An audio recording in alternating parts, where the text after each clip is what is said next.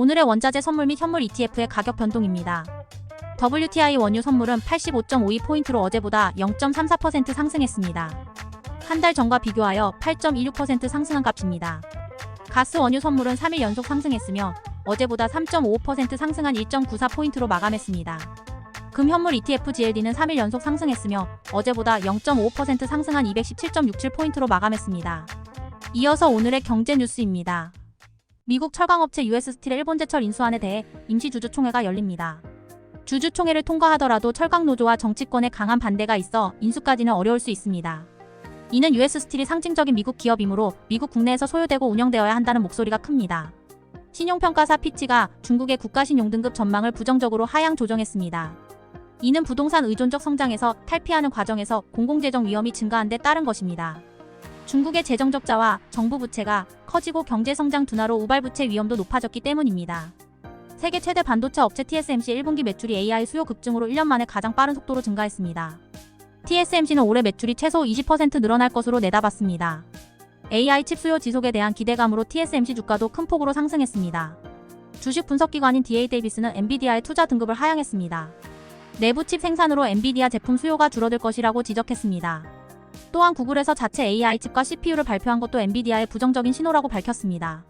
미국의 3월 소비자 물가지수가 크게 둔화되지 않으면서 연준의 금리 인하 기대감이 낮아졌습니다.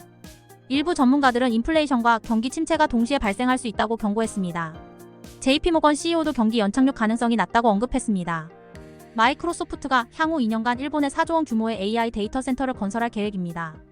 아시아 AI 거점으로 일본을 선택한 것으로 보입니다. 베어드는 테슬라의 로보택시와 완전 자율주행 기술에 주목하며 약세 목록에서 제외했습니다. 2분기 실적은 부진할 것으로 예상되지만 신기술 공개와 에너지 사업 성장세가 긍정적일 것으로 내다봤습니다. 연준의 금리 인하 시기에 대한 시장의 기대감이 낮아지면서 뉴욕 증시는 혼조세를 보였습니다. 인플레이션과 경기 침체 우려로 주식 열기가 가라앉은 모습입니다. 미국 달러는 소비자 물가지수 발표를 앞두고 안정세를 보이고 있습니다. 시장에서는 6월 금리 인하 가능성을 60%로 보고 있습니다. 강세 물가지수일 경우 6월 금리 인하 가능성이 낮아지며 달러 강세가 예상됩니다. 반대로 약세 지표일 경우 금리 인하 기대감에 큰 변화가 없어 달러가 소폭 하락할 것으로 전망됩니다.